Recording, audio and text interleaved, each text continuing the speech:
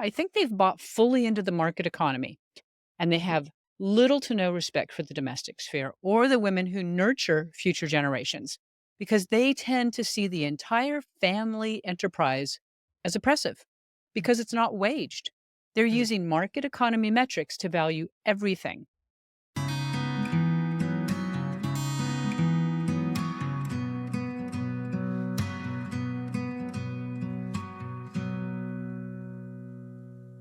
Happy belated birthday, Catherine, and happy International Women's Day. Your birthday falls on the first day of Women's History Month, which I think is pretty cool. Yeah, it is. And thank you, Erin. And same to you. So tell us what you know about International Women's Day. I must admit, I knew very little. Yeah, I mean, I have to admit the same, but I did a little research into it. And International Women's Day, it actually predates Women's History Month by about 70 years. It was Hmm. originally introduced by a German socialist and first celebrated in Austria and Germany and Switzerland. And what I found most interesting is that it's actually a product of the labor and suffrage movements that began in the late 19th and the early 20th century, which we know both of these movements to be a response to the industrial era when work for the first time moves out of the home and into the factories. And specifically in the US, the Socialist Party designated International Women's Day and to honor the garment worker strike in New York, Huh. where primarily Jewish women were protesting these terrible working conditions. And we're talking 75-hour work weeks, no breaks, fines for being late, and often even a requirement to supply their own materials. So, a real shift from what we had been accustomed to prior to the industrial era. We can thank these early rebels for our 40-hour work week. Yes. Definitely. Hmm. Hmm. Well, I've been thinking about how very lucky we are here in the West. So many women around the world still work relentlessly around the clock, but still experience heartbreaking levels of poverty. And they have little, if any, access to opportunities that would make their lives better. And according to the World Health Organization, the maternal mortality rate in low income countries is 1 in 49 compared to 1 in 5,300 in high income countries. In developing countries, the average infant mortality rate is 61 deaths per 1,000 live births compared to 8 deaths per 1,000 births in developed countries. I mean, the list goes on and on. Access to fresh water, family planning, education. By contrast, women have a lot to celebrate in the developed West. We've achieved so much in the last, 150 years. Yeah, you're right. As of 2021, more American women over 25 years old have college degrees than our male counterparts. So it's a real shift from just the 1970s.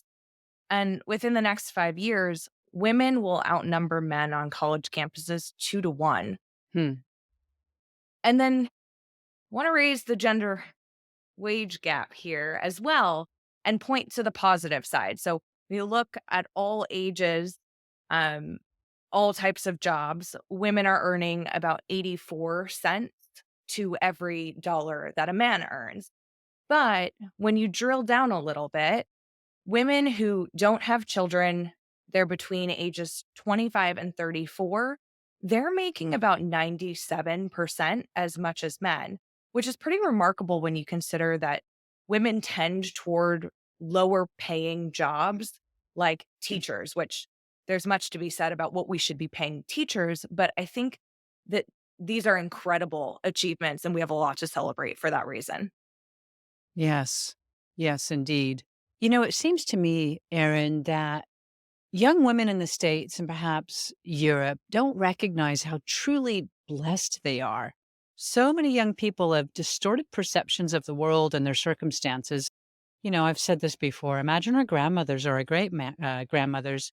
Despite how crazy the world was, they still managed to have a few kids and elevate the standard of living for those children well beyond their own. And these women endured a plague, for instance, in 1918 and 1919, that wiped out young adults. not the elderly and infirm like COVID did, young working adults, working age adults, like one fifth of the world's population by some estimates. They lived through two world wars and a depression, you know? Right. Yeah. Well, and they had no choice. Like birth control wasn't a thing yet either. That's right, right. I mean, I wonder how many of us would not be here if they had had access to birth control. We'll Right. never know. And, I'm a fan of birth control and benefited greatly from its existence. So I would never suggest we go back to the way it was. But I do wish young women could recognize how the attention economy warps their perception and how much it hurts them. Yeah, you're right. I mean, we see it in depression rates for women and young girls that are at an all-time high. This attention economy, it's got them focused on their appearance or on consumer products or even on things like how the world isn't safe enough to bring children in. Yeah. Yeah. And a host of fairly unhealthy narratives. And it's really a shame because we have so much to celebrate. I've also been thinking about the feminization of our culture that Corey Clark, the behavioral scientist at the University of Pennsylvania, talks about. Me too. She was recently on an episode of Maiden Mother Matriarch with Louise Perry. And Right. one of the things that she talks about is that we see feminization in our educational institutions that really sort of trickles out everywhere. And as a woman, one would think that this is a really positive development, but there does seem to be an imbalance between the masculine and the feminine. And we're seeing a lot of dysfunction as a result. Right, right. My reaction to her work really surprised me. I mean, at first I was resistant. I'm like, what are you talking about? But I kept an open mind and I discovered that she really makes some interesting and valid points. I mean, the idea that men are warriors and women are worriers really struck a chord. Of course, there are plenty of exceptions, but I had several aha moments while listening to her on this podcast, starting with, why women have a tendency to be very inclusive. Yeah, actually, that is the theme of Women's History Month, which is something else that I found out through my research is that Women's History Month gets a different theme each year, and this year happens to be equity and inclusion. Right, right. So, for instance, because some women want this very small percentage of men who identify as women to feel included. They have asked all women, more than 50% of the population, to change their language in order to accommodate this group. Yes. Yes. I've definitely started to notice this through my pregnancy. Mothers are birthing people. Breastfeeding is now breastfeeding or chest feeding. I've seen content about menstruators and bleeders and really reducing us down to some of these biological functions, which I find to be fairly off putting as a woman and mother to be. Yeah. And because women tend to be more comfortable in smaller groups with high levels of trust, and we know a lot about this with studies of little girls on playgrounds and in our own personal experiences as girls. This tends to mean that anyone whose narrative runs counter to our small groups, meaning making system, it's not allowed in. They're not allowed to speak, say, at a university. And it starts to look an awful lot like authoritarianism when Right. things are out of balance. Yep, right. The mindset being that anyone who disagrees with these small groups who have stolen our ancient terms like mothers and are replacing them with the more inclusive versions, they're getting canceled. Yeah. Yeah. And men, on the other hand, are apparently motivated to be open to different opinions because they need numbers on their side to win wars, Mhm. from an evolutionary standpoint, not today as much, but it's carried over. And they have a very structured way of dealing with differing perspectives. For instance, what comes to mind is the peer review process that's been around since the 17th century. So, when you finish an academic paper, you send it out for peer review and you ask for criticism in order to make your paper stronger. In fact, part of creating a very good hypothesis is including a pathway to falsify your assertions. Mhm. Mhm. So, I'm going to go out on a limb here and even say that some of these more radical groups of women who are so focused on inclusiveness to the exclusion of other opinions are really patriarchal feminists. Mm. Okay. Say more. Well, I think of these women, and I think it's actually a relatively small group of women, but they have a big voice right now in our culture. I think they've bought fully into the market economy and they Mhm. have little to no respect for the domestic sphere or the women who nurture future generations because they tend to see the entire family enterprise as oppressive because it's not waged. They're Mhm. using market economy metrics to value everything.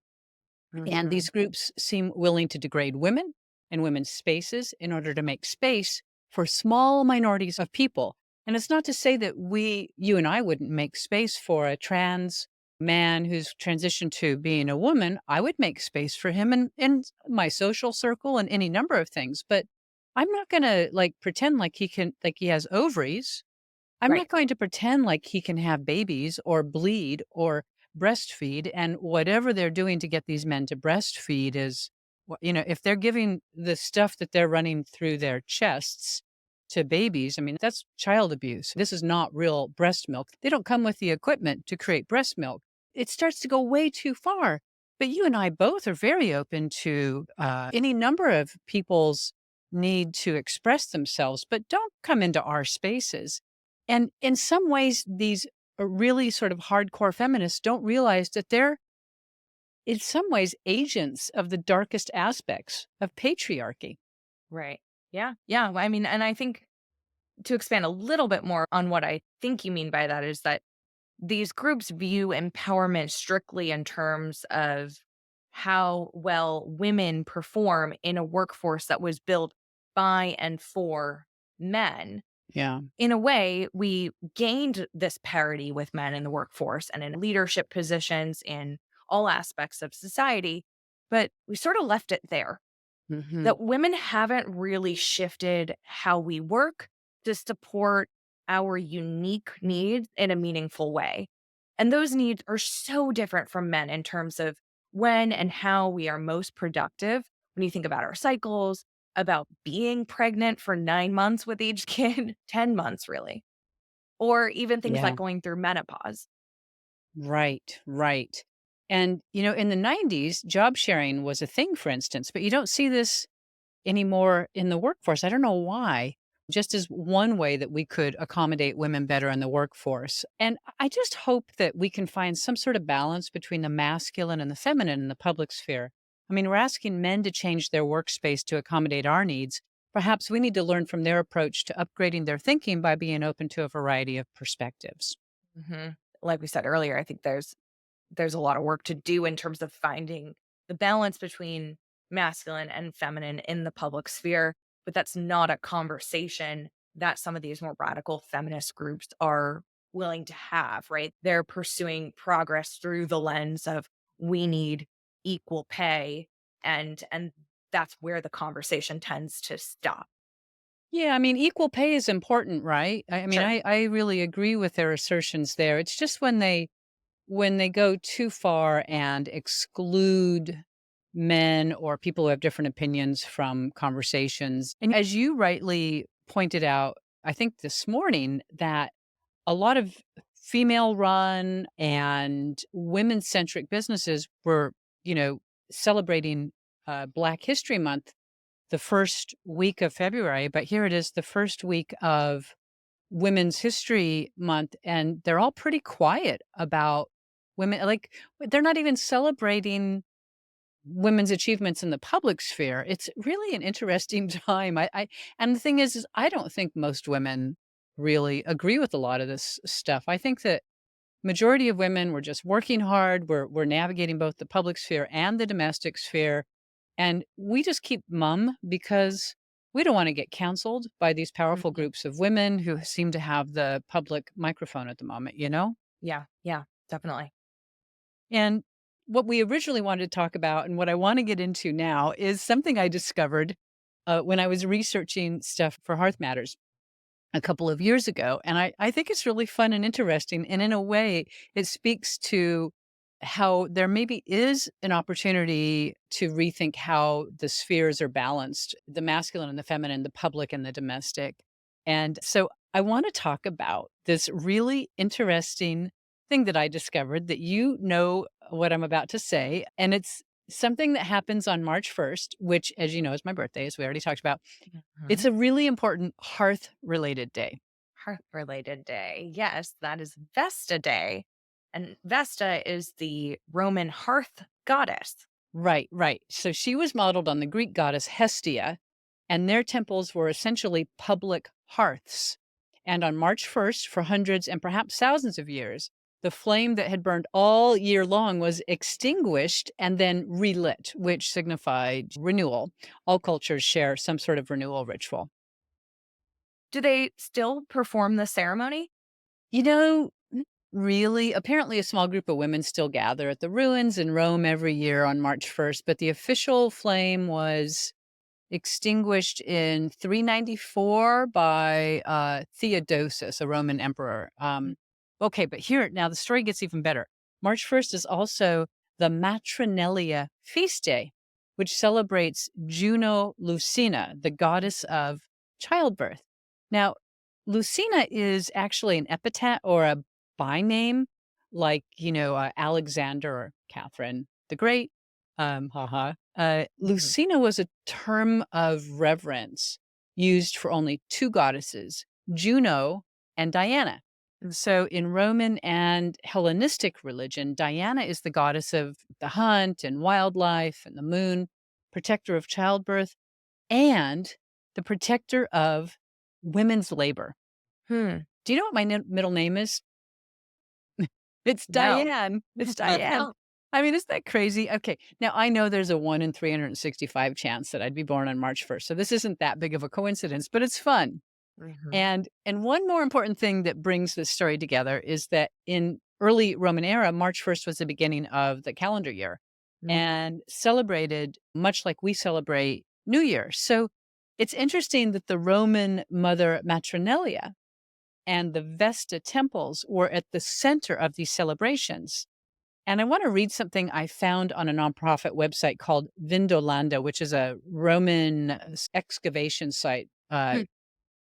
So they say the Matronelia festival signaled a period of renewal when laurel garlands decorating the houses of priests and practitioners of the sacred rites were replaced. At the Temple of Vesta, the Vestal Virgins, which is a whole nother story, also extinguished the sacred fire on the hearth and relit it.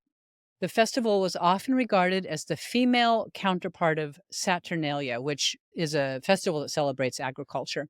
In its own importance and focused on interactions between mistresses and their slaves, part of the deal back then, relations between spouses, and the Mhm. production of the Roman Empire's only guarantee of survival, Mhm. children. Mhm. Now, I don't want to overglorify the status that women experienced in Greece and Rome because they were subordinated to men and very much second class citizens in public life, but they ruled the domestic sphere.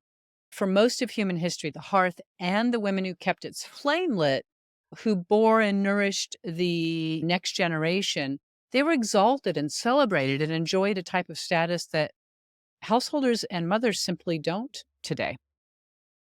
It's such an interesting contrast Yeah. because here we are in 2024, and one of the lowest status positions in our culture is a mother and a full time householder.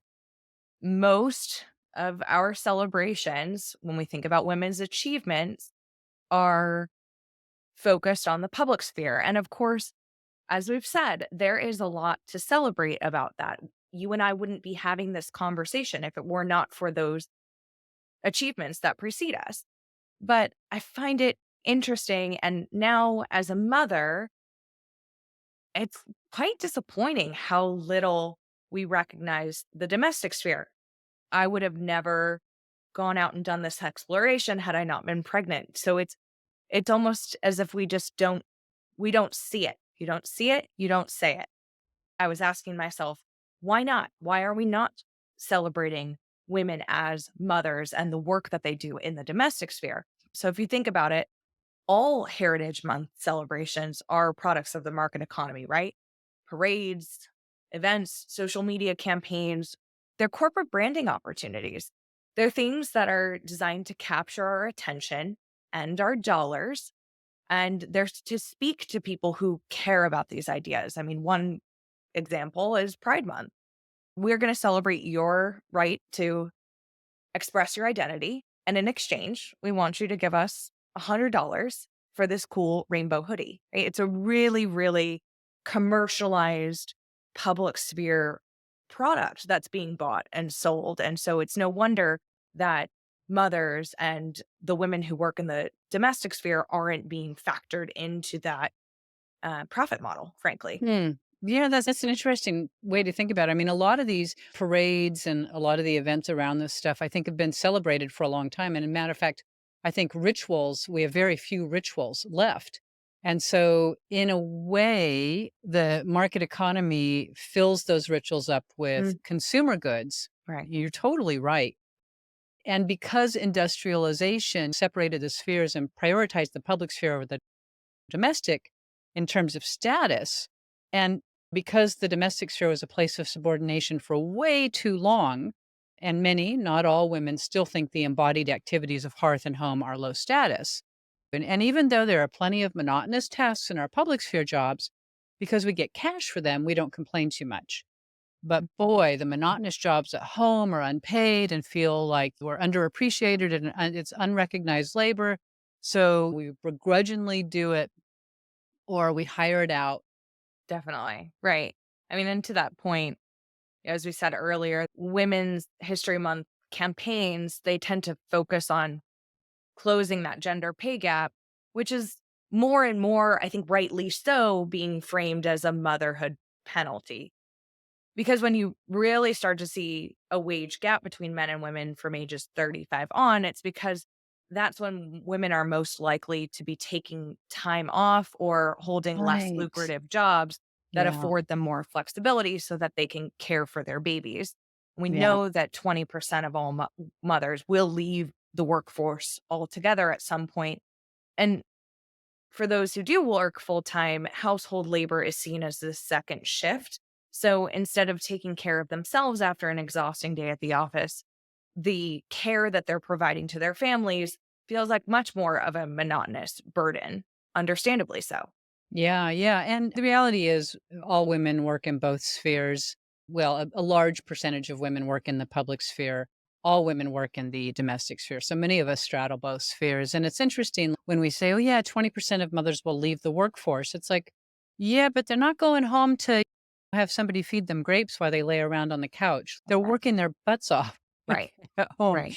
But again, because it's not waged, it has less status. And there are a lot of important considerations. I understand this, right? There's economic vulnerability for women who are at home with babies or with their children. They're relying on as Mary Harrington says, on the goodwill and the good character of their partner, whether it's another woman or a man. And so it's a vulnerable space. And how do we think about protecting that as a culture is something we really need to think about going forward. And a lot of it starts with diet agreements and things like that. But boy, wouldn't it be wonderful if we really could start to think a lot differently about the domestic sphere? Because let's face it, we needed to escape the domestic sphere for a few years because our voices needed to be included in the public sphere. Hmm. And I really celebrate our achievements there, but that's not to say that we should leave the domestic sphere unattended.